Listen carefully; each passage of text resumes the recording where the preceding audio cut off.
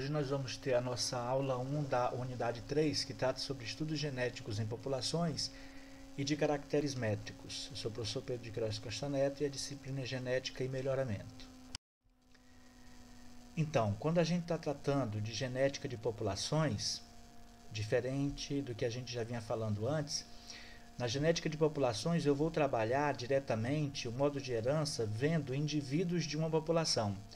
Então, prioritariamente, a gente tem que saber o que é população vinculado com a genética de populações. Então, conceitualmente, população em genética normalmente é definida como um grupo de indivíduos de uma espécie que vive em uma determinada região geográfica restrita, sendo que cada indivíduo pode acasalar com qualquer outro de sexo oposto.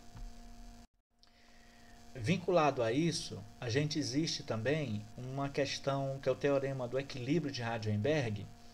O equilíbrio, então, ele está verificando que aquela determinada população, ou seja, os indivíduos de uma mesma espécie, que ocupam um determinado local geográfico no tempo, né, e que trocam material genético entre si, essa população, a carga genética dela está em equilíbrio se isso aqui acontecer. Em populações infinitamente grandes, com cruzamentos ao acaso, que não estiverem sofrendo influência dos fatores evolutivos. Quais são esses fatores evolutivos? Mutação, seleção e migração. Por que mutação? Porque é a fonte da variabilidade genética. Se houver alguma mutação daquele material genético, a carga genética muda e isso altera esse equilíbrio. Seleção natural. Se ela não estiver ocorrendo, né, a população vai ter equilíbrio, mas se ela estiver ocorrendo, seja uma seleção natural ou artificial, altera a quantidade da carga genética dos indivíduos daquele local. E migração, pela saída ou pela entrada de indivíduos, altera também. Então,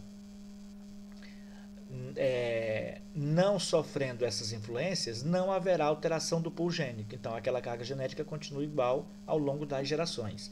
Isto é, as frequências gênicas e genotípicas se manterão constantes ao longo das gerações. Contextualizando aqui, numa população em equilíbrio, para uma determinada característica, nós vamos considerar aqui tendo um gene com dois alelos. Então, existem dois genes alelos. Quais são eles? O azão e o azinho. O azão é o dominante e o azinho é o recessivo. A soma das frequências dos dois genes alelos, que eu vou chamar de frequência gênica, na população, de quanto que é? De 100%. Então, a frequência do gene alelo azão mais a frequência do gene alelo azinho corresponde a 100%. Sendo, correlacionando a frequência do azão, ela vai estar correlacionada com a letra P minúscula e a frequência do azinho com a letra Q minúscula. De modo que a soma deles, P mais Q, dá quanto? 1. Na mesma população, existem 3 genótipos possíveis. Se eu estou considerando um gene com dois alelos, quantos genótipos formamos? 3. Quais são eles? O homozigoto dominante azão-azão, o heterozigoto azão-azinho e o homozigoto recessivo azinho-azinho. A soma das frequências dos 3 genótipos, que eu vou chamar de frequência genotípica, na população é de 100%. Então, a frequência do genótipo azão-azão mais a frequência do genótipo do heterozigoto mais a frequência do homozigoto recessivo, 100%. Vou correlacionar a frequência do azão, que é o genótipo, como P2, por que P ao quadrado? Porque azão, né, P, então tenho quantos P's aqui? 2, P ao quadrado. A frequência do heterozigoto, então, eu vou ter quantos heterozigotos aqui quando eu trabalho com segregação de 2 alelos do mesmo gene? 2, eu vou ter azão-azinho e azão-azinho. Então, 2 vezes PQ. P, que é o azão, e Q, que é o azinho. Mais a frequência do azinho, que é azinho-azinho, que é ao quadrado. Então, eu vou pegar essa equação e ela fica como? P ao quadrado mais 2PQ mais Q ao quadrado é igual a 1. Essa equação está vinculada com a frequência genotípica, como aquela anterior, P mais Q igual a 1, está vinculado com a frequência gênica. Para tentar entender melhor, vamos ver esse exercício aqui. Numa população em equilíbrio, ela está assim distribuída para um determinado par de alelos. Então, tem um gene com 2 alelos. Numa população que tem 1000 indivíduos, como que está distribuída ela? 640 indivíduos tem esse genótipo azão-azão, 320 tem esse genótipo azão-azinho, 40 tem esse genótipo azinho. Eu somando aqui vai dar 1000. Então, a minha pergunta é, quais as frequências gênicas e genotípicas dos indivíduos dessa população? Então, para eu saber, eu tenho que verificar qual é a frequência gênica. Considerando que do total de genes eu vou ter 2000, por que 2000? Eu tinha 1000 indivíduos falado agora há pouco, né? Eu vou considerar 2000 porque eu estou vendo genes e eles são diploides. O número de genes alelo-azão é de 1280. Por quê? Azão não é 640? Eu tenho quantos azão ali? 2. Então, 640 mais 640 dá 1280. E 320 por quê? Porque eu não tenho como heterozigoto, eu não tenho azão, azinho, eu não tenho um azão lá, então vou pegar mais 320. 1280 mais 320 dá 1600, considerando o total do gene alelo azão. E do gene alelo azinho, eu não tenho 40 para o azinho, então azinho 40 mais 40 vai dar 80. Mais 320 por quê? Do heterozigoto também eu vou ter azinho, azinho. Então azinho está presente, eu somo também. 80 mais 320 vai dar 400. Então, o total de alelos azinho é de 400 na população. Qual é a frequência do gene alelo azão que é relacionado com P minúsculo? 1600 dividido por 2000. Dá quanto? 0,8 ou 80%. Então, 80% na população de 1000 indivíduos que eu vi ali corresponde ao alelo azão. E a letra Q, que corresponde à frequência do alelo azinho, 400 dividido por 2000. Qual é a frequência dele? 0,2 ou 20%. Então, 20% corresponde à frequência do alelo azinho na população dos 1000 indivíduos. E a frequência genotípica, como que ela vai ficar? A frequência do alelo azão, que é igual a P, tem uma frequência de quanto? De 0,8. A frequência do recessivo azinho é igual a Q de 0,2. Então, na população, eu vou ter quais genótipos? Eu vou ter frequência do azão, a frequência do heterozigoto azinho e a frequência do homozigoto recessivo azinho. Que correlação tem do dominante P ao quadrado, do heterozigoto 2pq e do recessivo q ao quadrado? Qual é a frequência de P? Não é 0,8? Então, 0,8 elevado ao quadrado, porque é P ao quadrado. Que valor é que eu vou ter aqui? 0,8 elevado ao quadrado? 0,64, representando 64%, então, do genótipo azão distribuído na população. O 2pq é 2 multiplicado por quem? Pelo valor de P, que é 0,8, multiplicado pelo valor de Q, que é 0,2. Efetuando isso aqui, eu vou ter qual valor? 0,32, representando 32% de qual genótipo? Do azinho, que é o heterozigoto. Então, a frequência do homozigoto recessivo, que aqui é ao quadrado, é 0,2 elevado ao quadrado. Que não é 0,2? 0,2 elevado ao quadrado, quanto que eu tenho? 0,04 ou 4%. Então, se eu for somar aqui 0,64, 0,32, 0,04, eu vou ter a frequência de 1. Se eu somar 64% mais 32% mais 4%, eu vou ter 100%. Qual é, então, a frequência do genótipo homozigoto dominante? 64%. Do heterozigoto, 32%. Do homozigoto recessivo, 4%. Na população de 1000 indivíduos, eu vou ter essa frequência aqui no genótipo.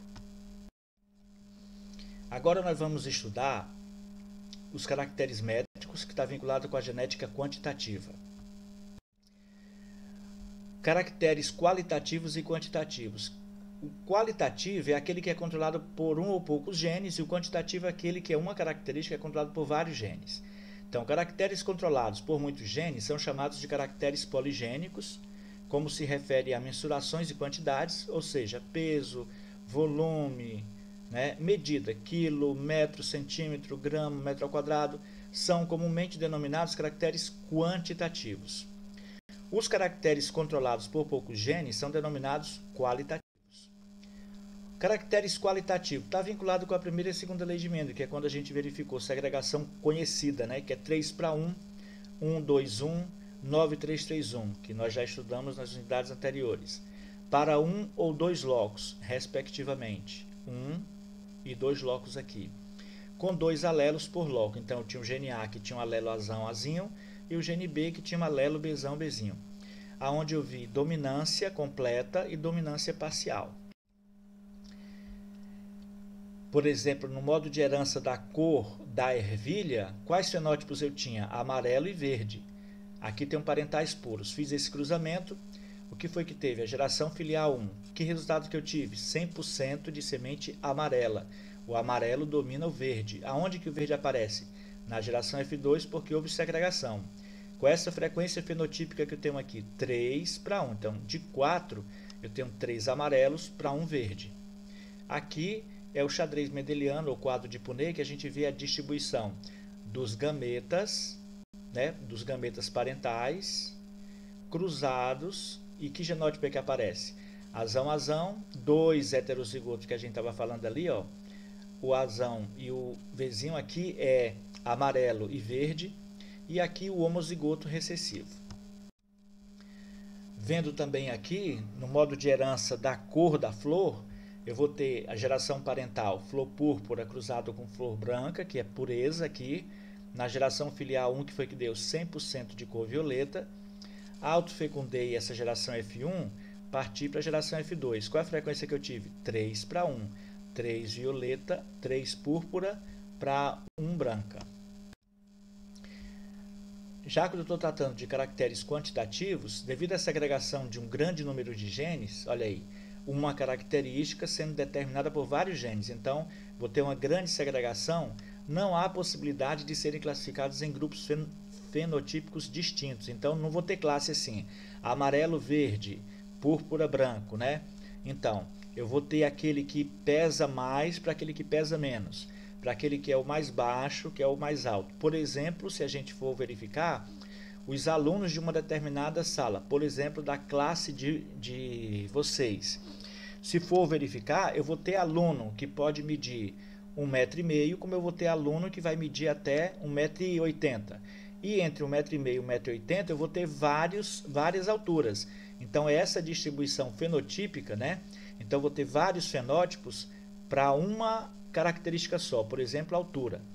Apresentam variação contínua. O que é uma variação contínua? Eu vou ter aquele do menor para o maior e se ajustam a uma distribuição normal. Daqui a pouco a gente entende melhor o que significa essa distribuição normal. Exemplo de caracteres quantitativos: produção de grãos, altura, peso. Aqui nesse exemplo a gente está dando a altura de espiga em centímetros. Então aqui eu tenho 100 plantas, é uma geração F2, então é uma geração que é segregante, segrega, né? Então aqui eu vou ter um gradiente fenotípico de altura de espiga de milho. Eu vou ter aquela que tem um menor tamanho, que é 135 centímetros, para aquela que tem maior tamanho, que é 194. Então, nesse gradiente, do menor ao maior, eu vou ter várias classes fenotípicas aqui dentro. Por exemplo, eu posso pegar essa aqui, ó, 160. Será que só tem essa planta que vai ter esse fenótipo? Não, eu tenho aqui 160, eu tenho outro 160 aqui, tenho outro 160 aqui. Então, passando a vista aqui rapidinho, eu tenho 3 indivíduos que têm 160. Eu vou ter mais? Vou. 161, quantos tem? Tem uma aqui, tem outro 2, 3, né? Então, 3 também. E assim, você pode fazer esse exercício rápido aqui, verificando quantos indivíduos tem de cada classe fenotípica, né?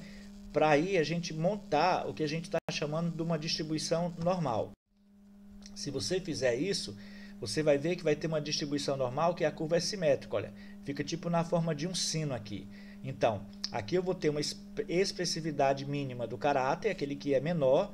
Aqui eu vou ter uma expressividade média, né, que é a altura média entre o menor, que é 135, para o maior, que é 1,94, expressividade máxima do caráter. Então, aqui eu vou tendo as classes fenotípicas. Nessa distribuição, se você for fazer aquele exercício daquela altura daquela espiga, distribui desse jeito aqui, pelo valor do menor para o maior, e colocando aqui a quantidade que você vai ter de cada um, de cada classe fenotípica, né? Vai ficar mais ou menos uma distribuição desse jeito aqui. outro exemplo da distribuição normal, então eu vou ter nessa extremidade aqui aqueles que são os valores menores, aqui os valores medianos e aqui os valores superiores, né, para a gente verificar aqui do tamanho daquela espiga em centímetros. Então eu vou ter aqui o menor, olha só, aqui são pontos que eu vou ter para eu plotar essa curva da distribuição sinuosa, né, aqui, ó. Então do menor para o maior.